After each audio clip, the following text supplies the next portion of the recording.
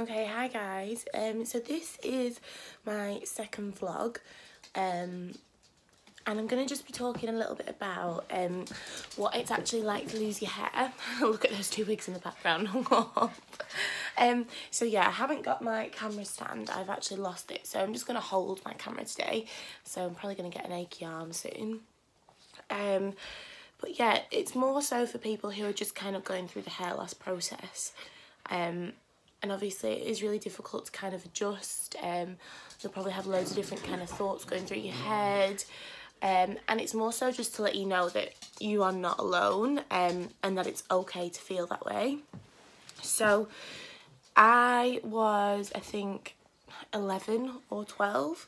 And like, it was that long ago, that's it. I just can't remember how old I actually was when I first started losing my hair. God, my head looks really big today. So yeah, and I remember my parents had split up quite a few years before, but both of them were actually getting remarried, and it was only a few weeks apart, that both of their weddings.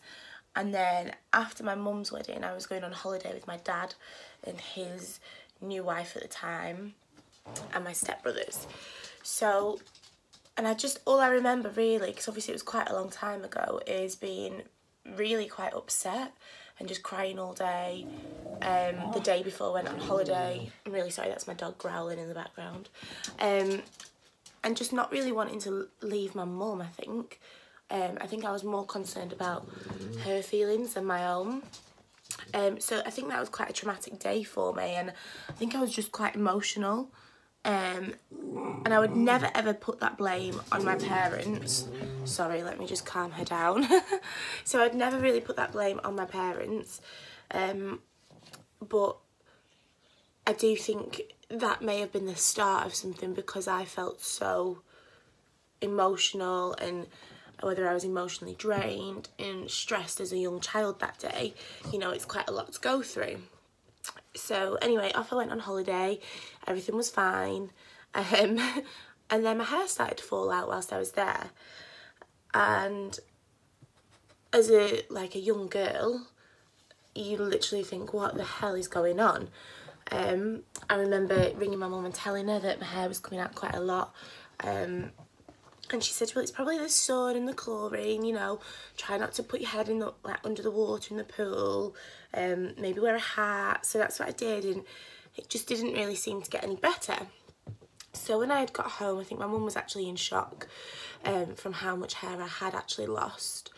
And so she took me to the doctor straight away. We actually got an emergency appointment. To which the doctor then said when we got there, you know, this is for emergencies only. Well, I'm sorry, but when your daughter has lost all of her hair and you have absolutely no idea why, I think as any mother would think that that is an emergency, right? And the NHS have been brilliant with me over the years, because obviously I have alopecia, I'm diabetic, and, you know, they're constantly looking at new things for me. But I think that was the one time that I'll always remember that they really, really disappointed me. For that reason. So I don't think I went to school for a week. I was really scared too. I can't even remember if it was over the school holidays or not actually, but when I did eventually go back, I went in with this tiny little ponytail in, and actually just wearing a hairband, and I wore bandanas for quite a bit as well.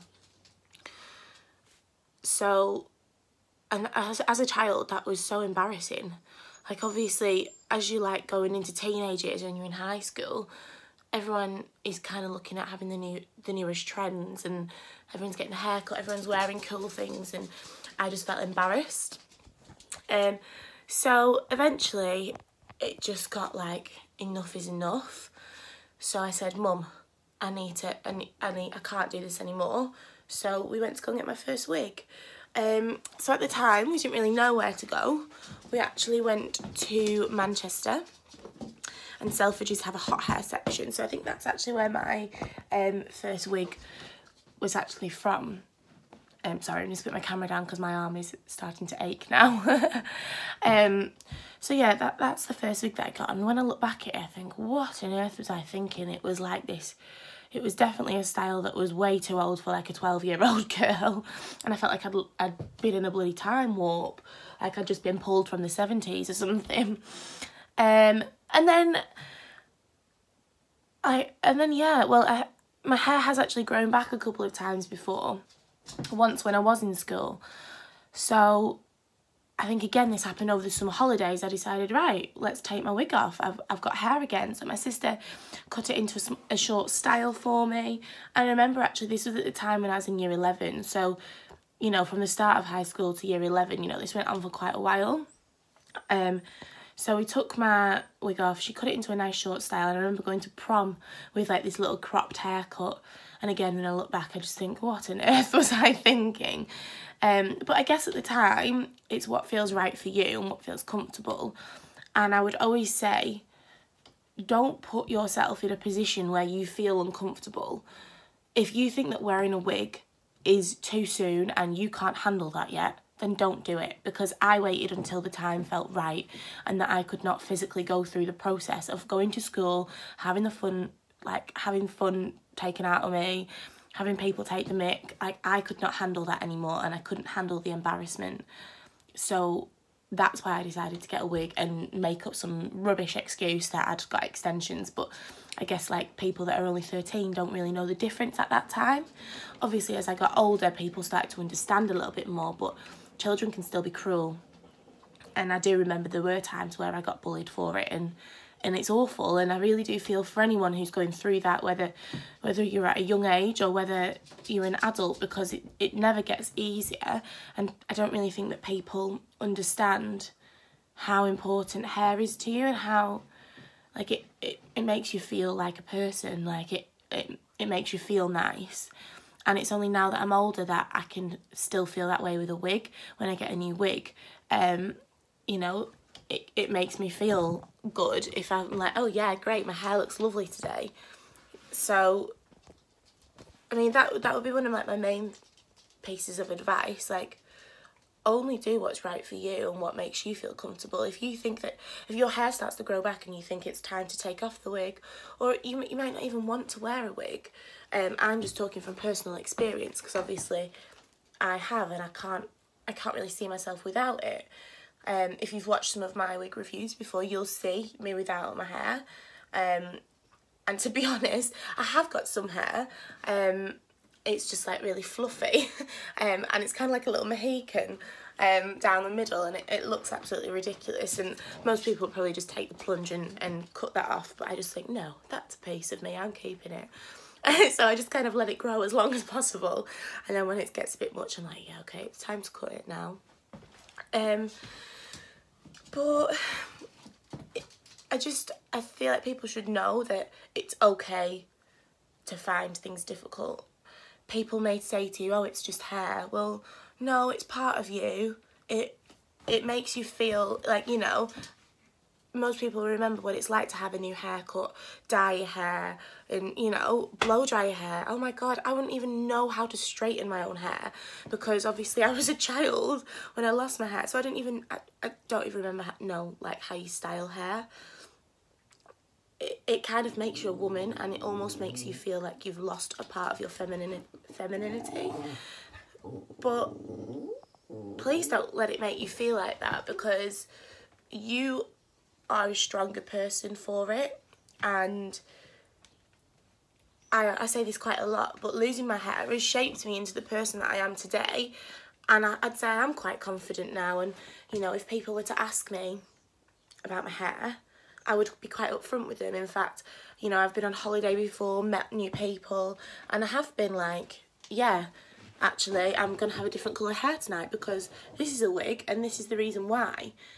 And if you're like me and you have alopecia or another form of hair loss for quite a long time, you will soon, you know, it will always be hard and you'll always be envious of other people, but there will soon become a time where you can feel content and comfortable. And yeah, like I'm at the point now where I just think, you know what, my hair might grow back, but I'm never going to put faith in it, because I've gone this long and I've managed and I've coped this long, and I actually love being able to change my hair all the time. I try to think of the positives now. So, and that's all you can do, like, be as positive as you can, and just make sure that if you are feeling down about it, or just, it's so important to talk to someone. And if you want to write a comment below, or if you want to ask me any questions, I would always be willing to talk to someone about it, and offer my advice, offer my opinion. So please feel free to get in touch. And my final message is just that you are super, super strong. No one will ever understand what you feel or what you're going through. Many times my mum says that she wishes that she could swap places with me and she could experience it instead of me. But you are you, regardless whether you have hair or not, and it's made you a much stronger person. So just remember that these things happen for a reason, and we have to deal with them because we were made strong enough to. So hopefully that's kind of helped you a little bit. I don't know, but I just wanted to, I don't know, just, yeah, give a little bit of advice, give you my story. So thanks for watching, and I can finally put this camera down and rest my arm. Thanks a lot, guys. Bye.